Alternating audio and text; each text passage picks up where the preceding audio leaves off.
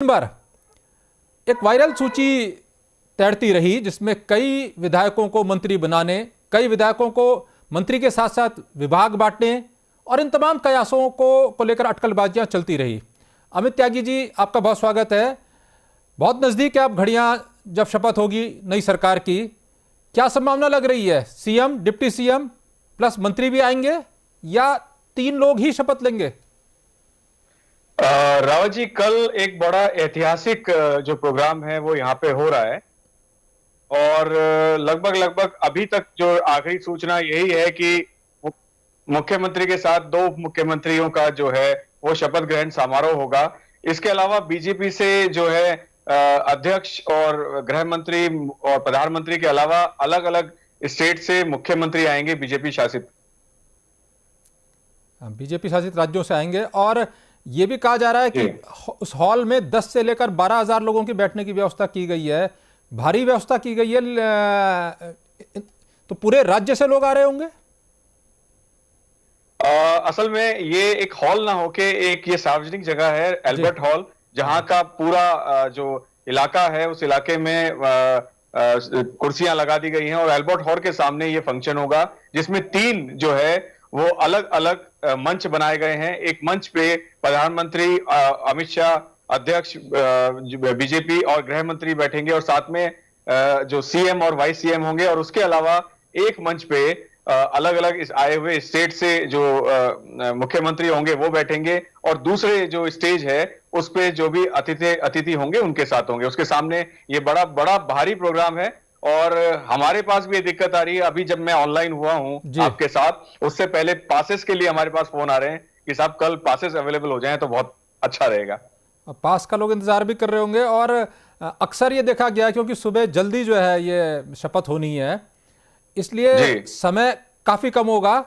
ये माना जाता है, ये अक्सर एक्सरसाइज हुई है कि अंतिम समय में जो संभावित मंत्री होते हैं जिनको उनका प्रोटोकॉल जाता है उनको सूचना दे दी जाती है कि कल आपकी शपथ होनी है, या 2 घंटे पहले भी बताया जाता है कई बार तो, और सूची देर रात में ही फाइनल होती है। राजभवन तैयार रहता है, राजभवन की मोहर लगते ही, और सचिवालय प्रशासन भी तैयार रहता है। जैसे ही जो है मंत्रियों की सूची जाती है कि इनको मंत्री बनाया जा रहा है, शपथ होगी, तुरंत गाड़ियां तैयार होती हैं और प्रोटोकॉल तैयार होता है और उनको रिसीविंग गाड़ियां, रिसीविंग प्रोटोकॉल सुरक्षा दस्ते पहुंच जाते हैं उनको लेने के लिए, शपथ के लिए। कई बार तो ये अंतिम आधे घंटे में होता है। जी, मैं आपको सूचित करना चाह रहा हूं, ये प्रोग्राम पहले 11:15 बजे का था और अभी ये 12:15 बजे जो है हो गया है।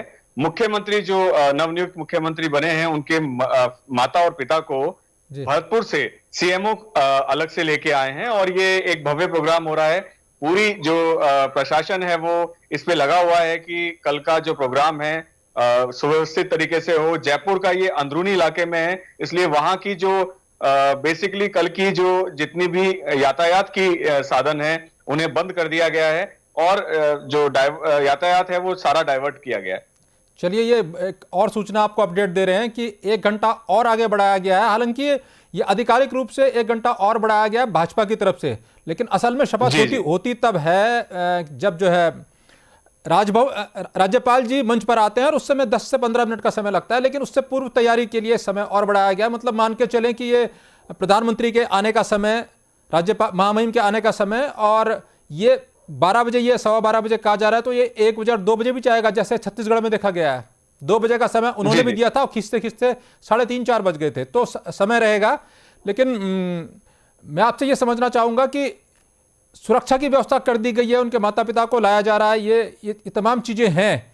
जो मैं आपसे इससे पूर्व चर्चा कर रहा था कि अंतिम घड़ी में भी प्रोटोकॉल और संदेश चला जाता है विधायकों को, तो विधायक तो जो संभावित मंत्री हैं इंतजार कर रहे होंगे कि उनको सूचना आई।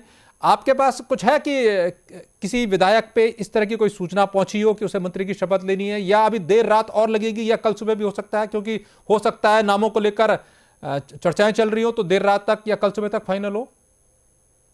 देखिए, अभी तक जो मेरी जानकारी है उसके हिसाब से किसी भी एमएलए को किसी भी तरह के कोई भी जो चीजें नहीं की गई हैं। ऐसा लगता है कि जैसे ये एमपी में हुआ था कि मुख्यमंत्री और उप मुख्यमंत्रियों को जो इस शपथ ग्रहण किया गया था, अभी तक का यही लग रहा है। लेकिन संभावना यह भी है कि देर रात तक जितने भी जो आपके मंत्री हैं उन्हें सूचना की जाए और कल हो सकता है कि कुछ मंत्रियों का भी जो है शपथ ग्रहण समारोह होगा। जहां तक आपने ये बात करी कि 12:15 जो टाइम किया गया है, 12:15 जो है वो शपथ का लिया गया है, लेकिन उससे पहले ही गैदरिंग होना शुरू हो जाएगी, क्योंकि कहीं ना कहीं इसमें कुछ धार्मिकता और बाकी चीजें भी हैं, इसलिए टाइम 11:15 मतलब सवा का लेके 1 घंटा लेट उसे 12:15 किया गया है। चलिए 1 घंटा डिले किया गया है। और इसके अलावा जो चर्चाएं हैं उनमें कई नाम आज दौड़ते रहे। एक सूची भी वायरल हुई जो बहुत तेजी से पूरे देश भर में फैली, राज्य में तो फैली ही। क्या उस सूची का कोई मतलब है, उस पर कोई कार्रवाई हो रही? क्योंकि ऑफिशियली बीजेपी ने मना कर दिया कि वो सूची नहीं है, लेकिन उसमें मंत्रियों के नाम, संभावित मंत्रियों के नाम, और ये कहा गया उनके विभाग तक तय कर दिए, मुख्यमंत्री के विभाग भी और डिप्टी सीएम के विभाग भी तक तय कर दिए सूची पे। तो बीजेपी इनकार कर रही है, ऑफिशियली सीएम का विशेष अधिकार होता है, उससे पूर्व कोई विभाग तय नहीं कर सकता, वही विभाग तय करते हैं, वो किसको मंत्री बनाना तय करते हैं। तो यदि ऐसी सूची वायरल हुई तो कोई कार्रवाई की गई है? क्योंकि ये तो भ्रम की स्थिति है। देखिए, ऐसा पहले भी हुआ है कि जब एमएलए कैंडिडेट को अलग अलग सूची करी गई थी, तो एक सूची आई थी जिसमें नाम दिए गए थे कि ये आदमी जो हैं वो एमएलए के लिए इनको बीजेपी टिकट देती है। वहां पर भी जो सूची का जो बाद में बीजेपी ने उसका जो है मना किया कि ये सूची हमारी तरफ से नहीं है। असल में सूची आ भी नहीं सकती, क्योंकि बीजेपी का जो ढर्रा है वो इतना मजबूत है कि वहां से कोई भी चीज लीकेज नहीं हो सकती है। और दूसरी बात है कि ये कुछ संभावित तरह के नाम हैं जो लगभग सभी को पता होते हैं कि ये नाम आ सकते हैं, लेकिन हाँ, उसमें से कुछ नाम ऐसे हैं जो शायद ही कल या अब आने वाले समय में मंत्रिमंडल में होंगे। और मंत्रिमंडल में होंगे, एक चीज और समझना चाहूंगा। मुझे जो लगता है कि पहले बीजेपी यह तय करना चाहती है कि किस वरिष्ठ नेता को या किस नेता को वो विधानसभा अध्यक्ष के रूप में एडजस्ट कर दे, और उसके बाद फिर मंत्रियों का स्वरूप तय करे। क्योंकि यदि विधानसभा अध्यक्ष पे कोई नेता तैयार नहीं होता तो उसको मंत्री बनाना पड़ेगा। तो शायद तीनों राज्यों में यह इंतजार करे। क्या लगता है आपको, विधानसभा अध्यक्ष बनाने के लिए उससे पूर्व उसका चुनाव होगा, लेकिन क्या प्रोटेम स्पीकर की नियुक्ति हो गई है या अभी बाकी है? क्योंकि प्रोटेम जो स्पीकर हैं उनकी नियुक्ति हो गई है, और जो स्पीकर हैं उनका नाम भी लगभग क्लियर हो गया है। उनका नाम है वासुदेव देवनानी, जो अजमेर से आते हैं, और आने वाले समय में वो यहाँ के विधानसभा अध्यक्ष होंगे।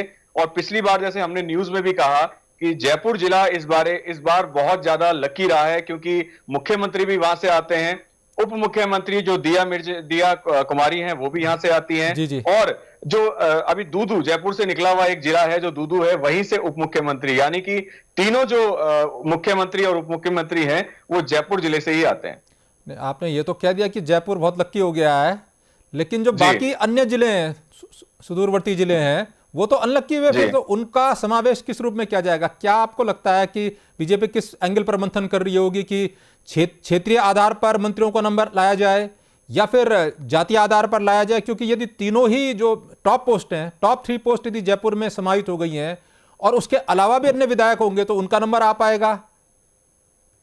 देखिए, इस बार का जो चुनाव हुआ है, असल में कहा गया है कि बीजेपी जीत गई है और कांग्रेस हार गई है, लेकिन कांग्रेस इस बार बहुत ही अच्छी लगभग 70 सीटों 69 सीट उसने ली हैं। अगर 20 सीटों का कुछ हेरफेर हो जाता तो ऐसा हो सकता था कि कांग्रेस वापस जो है वो अभी अपनी सरकार बना रही होती, और ये 20 सीट लगभग पूर्वी जो राजस्थान है वहां से आती हैं। तो कहीं ना कहीं इस वक्त बीजेपी ये चाह रही होगी कि उन्हें जातिगत आधार पे भी मीणा को, गुर्जरों को, राजपूतों को कहीं ना कहीं अपनी जगह दे सके, और साथ साथ जो जिले, जो इलाके जीत के आए हैं, जैसे भरतपुर हुआ, दौसा हुआ, करौली हुआ, यहां से काफी लोग जो हैं जीत के आए हैं, उनको भी कहीं ना कहीं मंत्रिमंडल में समायोजित किया जाएगा, और कहीं ना कहीं नए चेहरे भी आएंगे। किरोड़ी लाल मीणा के बारे में तो चर्चा यह तक थी कि उनको डिप्टी सीएम तो कम से कम बनाया जाएगा। अब जो मंत्रिमंडल गठन होना है, जी, किरोड़ी लाल मीणा से लगभग मेरी हर हफ्ते या हर 15 दिन में मुलाकात होती है। मैं कुछ ऐसी जगह पे जाता हूं जहां पे वो बैठते हैं, खाना खाते हैं, और हमारी बहुत बार परिचर्चा हुई है चुनावों से पहले भी।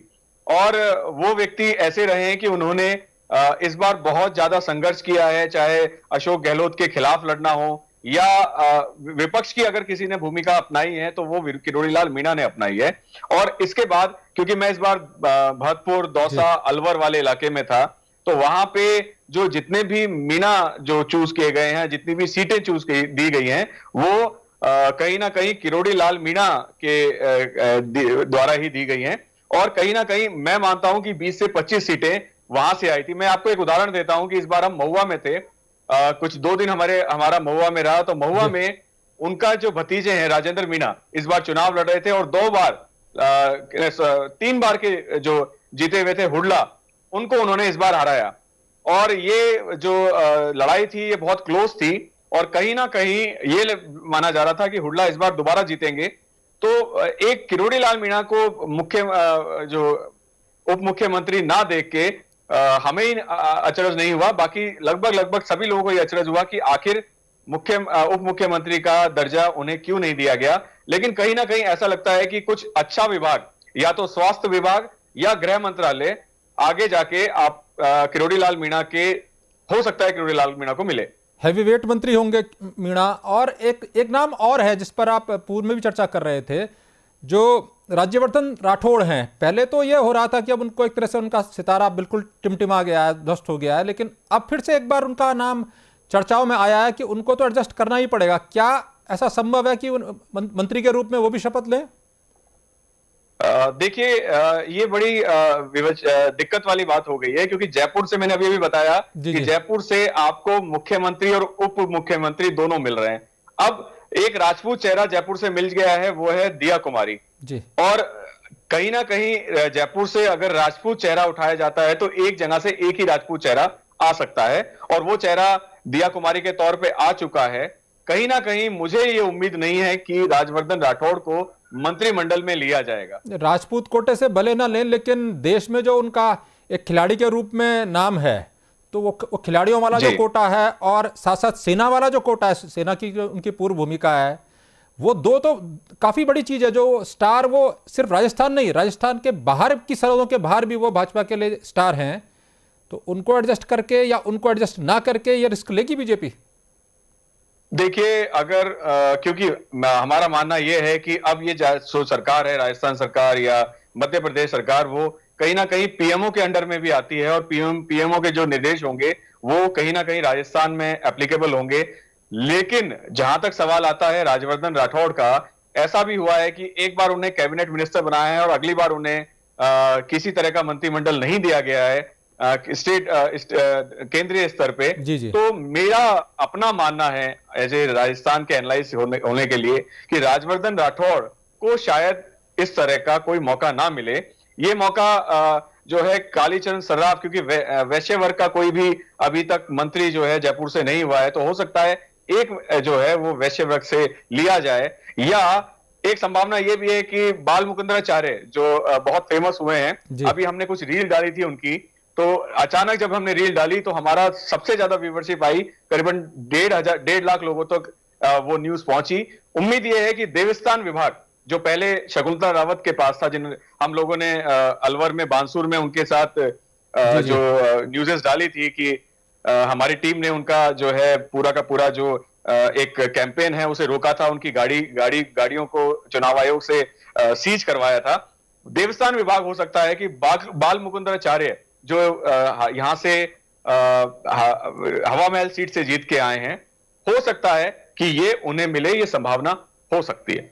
अब उनको अगर ये मिलेगा तो बाबा बालकनाथ जी क्या करेंगे? उनके बारे में तो ये कहा गया था कि भाई योगी की तर्ज पर अब वो भी एक नए स्टार हैं राजस्थान के, भारत के। बाबा बालकनाथ का जो है, मैं आपको बताता हूं, बाला बालकनाथ जो है वो तिजारा सीट से जीत के आते हैं, और तिजारा सीट के बगल में एक रामगढ़ है जो अलवर तहसील, अलवर जिले में आता है। ज्ञानदेव आहूजा वहां से एमएलए हुआ करते थे, और इस बार जब हम चुनाव के दौरान बाहर थे तो ज्ञानदेव आहूजा से हमारी उनके घर पे उन्होंने बुलाया, उनसे परिचर्चा हुई। उनके जो भतीजे हैं जो है आहूजा जी, वो चुनाव लड़ रहे थे और इस बार वो हारे, तीसरे नंबर पे आए। एक सीट जो बगल में सिमिलर आती है उसमें बीजेपी का कैंडिडेट तीसरे नंबर पे आता है, और बाबा बालकनाथ जो पहले से ही बहुत ज्यादा प्रसिद्धि पा चुके थे जयपुर राजस्थान में, वो जीत के आए। मेरा मानना यह है कि उन्हें गृह मंत्रालय के तौर पे लिया जा सकता है, जिसकी संभावना परिचर्चा चल रही है। अगर उन्हें, क्योंकि मुख्यमंत्री के तौर पे नहीं लिया गया या उप मुख्यमंत्री के तौर पे नहीं लिया, लेकिन उनको कहीं ना कहीं गृह मंत्रालय जो राजस्थान की कानून व्यवस्था को संभालने के लिए लिया जा सकता है, ये संभावना है। एक फैक्टर बहुत बड़ा है राजस्थान में, चाहे वो सीट दी नहीं दी, कुर्सी दी या नहीं दी, लेकिन जो पुरानी मुख्यमंत्री हैं उनका रुतबा, उनका जो नाम है आज भी जीवित है। क्या उनको इस मंत्रिमंडल में उनकी छाया दिखेगी? उनके लोगों को एडजस्ट किया जाएगा ताकि वो शांत बैठी रहें? कहीं ऐसा ना हो जिस बात की चर्चा सारे राजनीतिक पंडित लगा रहे हैं कि कभी भी 20, 25, 30, 40 विधायक तो उनके साथ हमेशा रहते हैं और 15, 16 विधायक मात्र चाहिए, इतनी ही मेजोरिटी है इस सरकार के पास, तो क्या जी उनकी प्रतिछाया दिखेगी? कहीं ना सही संभावना ये लगाई जा रही है, क्योंकि इस बार जैसे अगर आपने जो मुख्यमंत्री का जब घोषणा की गई तो ये देखा आपने कि वसुंधरा राजे के हाथ में एक चिट थी और कहीं ना कहीं वो उम्मीद कर रही थी कि वो चिट या तो उनके नाम की थी या हो सकता था कि उनके द्वारा सुझाए गए किसी नाम की थी। और जब उन्होंने वो चिट खोली तो उन्हें ये लगा, वो अचंभित रही और ये रिकॉर्ड हुआ कैमरों पे, हमारे कैमरों पे, आपके कैमरों पे, कि वो बहुत ज्यादा अचंभित रही।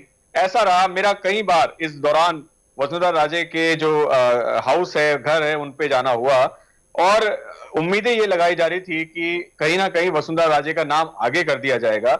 लेकिन जिस तरह मुख्यमंत्री में उनका नाम नहीं हुआ तो अब उनके सामने एक ही परिपाटी बैठती है कि उनके जो लोग हैं या उनके द्वारा या उनके साथ जो लोग थे उनको कहीं ना कहीं मौका दिया जाए मंत्रिमंडल में आने का। कुछ नाम मैं बता देता हूं, जैसे प्रताप सिंह सिंघवी हैं, बहुत बार हमारे ऑफिस में इंटरव्यू हुआ है, स्टूडियो में इंटरव्यू हुआ है, वो बहुत पुराने उनके जानकार हैं, वफादार हैं। और एक सीट आती है कोटा से छबड़ा, जहां से भैरव सिंह शेखावत जब चुनाव के उनको सीट नहीं मिली थी तो उनके फादर ने उस सीट को छोड़ा था भैरव सिंह शेखावत के लिए और लगातार 8 बार वो जीतते आए हैं और इस बार 9वीं बार वो जीतते आए हैं। हमारा काफी बार उनका इंटरव्यू हुआ है। इस बार संभावना है कि प्रताप सिंह सिंघवी जी को मंत्रिमंडल में लिया जाए। इसके अलावा एक नाम आता है कालीचरण सर्राफ, जो फिर 7 से 8 बार जीत के आ चुके हैं। जयपुर से एक बड़ा नाम है, वैश्य वर्ग से आते हैं। उम्मीद की जा सकती है उन्हें दिया जाए, लेकिन ये उम्मीदें पूरी नहीं हो सकती क्योंकि उम्र का तकाजा भी उनका है।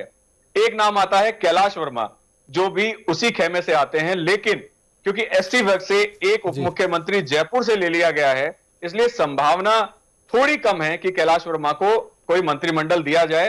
पिछली बार वो राज्य मंत्री थे। उम्मीद है कुछ अखबार या कुछ मीडिया उनको कह रही है कि चुनाव में हो सकता है उनको मंत्रिमंडल दिया जाए। यूनुस खान जो एक नाम है, जो काफी क्लोज हुआ करते हैं वसुंधरा राजे के और निर्दलीय जीत के आए हैं डीडवाना सीट से, कहीं ना कहीं ऐसा हो सकता है कि उनका नाम बाद में लिया जाए। संभावना यह है कि कहीं ना कहीं वसुंधरा राजे को थोड़ा बहुत तो खुश किया जाएगा, नहीं तो जो आप कह रहे हैं कि कुछ 20 सीटों का ही फर्क है और वो कम से कम 30 से 40 एमएलए लेके आती हैं, ऐसा भी हो सकता है कि हम कुछ नाराजगी उनकी देख सकें। चलिए, तो आप ये बतला रहे हैं ये संभावित है, और संभावित क्या बीजेपी सेफ मानेगी कि उनके कुछ लोगों को एडजस्ट किया जाए ताकि उनकी प्रतिछाया इन कैबिनेट में दिखाई दे। शेखावत, जो गजेंद्र शेखावत हैं, ये भी राष्ट्रीय फलक के नेता हैं, राजनीतिक परिवार से रहे हैं, इनका नाम भी बड़े जोर शोर से लिया जाता रहा संभावित सीएम में। कैपेसिटी में भी वो, उनकी क्षमता पर भी कोई प्रश्न चिन्ह नहीं है कि योग्यता पर प्रश्न चिन्ह नहीं है, वो क्या करेंगे गजेंद्र शेखावत? देखिए, गजेंद्र सिंह शेखावत जो है जोधपुर से आते हैं जी, और कहीं ना कहीं इस बार उनको चुनाव लड़ाने की कोशिश की जा रही थी पहले कि उनको चुनाव लड़ाया जाए मुख्यमंत्री अशोक गहलोत के सामने जी। और उन्होंने चुनाव लड़ने के बजाय उन्होंने संगठन में ज्यादा काम किया है जी। और ऐसा महसूस होता है कि उन्हें मंत्रिमंडल ना देके कोई संगठन में कोई प्रभार दिया जाएगा जी। और मेरा अपना मानना है कि गजेंद्र सिंह शेखावत को कहीं ना कहीं हो सकता है कि मौका ना मिले, क्योंकि नाम बहुत ज्यादा है।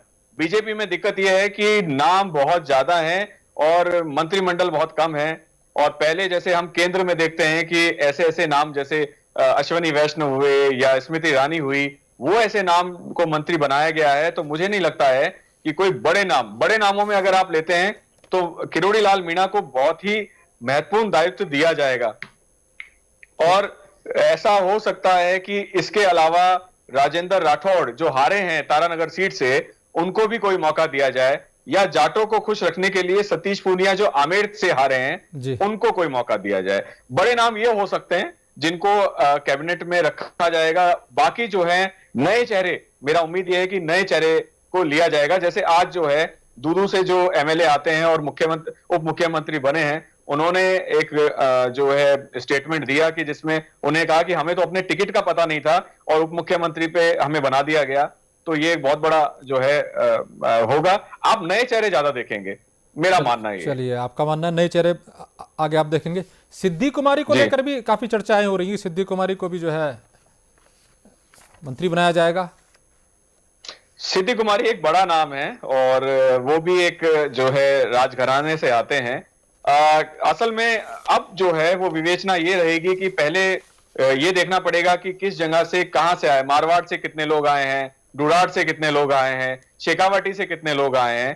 संभाग वाइज भी जो है वो काम होगा और साथ साथ जाति वक्त भी जो है साधनी पड़ेंगी। राजपूतों को प्रतिनिधित्व ना देके पहली बार बीजेपी ने ब्राह्मणों को प्रतिनिधित्व ज्यादा दिया है, मुख्यमंत्री ब्राह्मण चेहरा है। इसके अलावा अब देखना पड़ेगा कि राजपूतों को आप कितना, जैसे पहला अगर आपने भी देखा हो तो पहला नाम जो है पिछली बार उप मुख्यमंत्री के लिए कुछ और नाम चले थे और अचानक कुछ और नाम आने शुरू हो गए। दिया कुमारी को कहीं ना कहीं राजपूतों को साधने के लिए या मनाने के लिए किया गया, क्योंकि एक राजपूत जो हम मानते हैं वसुंधरा राजे, वो कहीं ना कहीं नाराज हैं। तो देखना पड़ेगा। मेरा मानना है कि वसुंधरा राजे खेमे से कम 10 लोगों को जरूर मंत्रिमंडल में लिया जाएगा, नहीं तो हो सकता है कि बगावत भी हो जाए। चलिए, आप बड़ी बात कह रहे हैं, बहुत शुक्रिया आज आपसे चर्चा के लिए। लेकिन जो संकेत दे रहे हैं अमित त्यागी जी, यदि मंत्रिमंडल के गठन में सारी संभावनाओं पर, सारी चीज़ों पर विचार नहीं किया गया और सबको नहीं साधा गया, तो जिस बात का संकेत त्यागी जी दे रहे हैं वो कभी भी हो सकती है। और राजस्थान में खासतौर पर टेम्परामेंट कुछ इस तरह का है, मिजाजी राजस्थान का ऐसा है कि वो बहुत जल्दी चीज़ों को सहन नहीं करता। इसलिए उन तमाम चीज़ों पर विचार करेगी बीजेपी, ऐसी संभावना जताई जा रही है। अभी इतना ही, नमस्कार।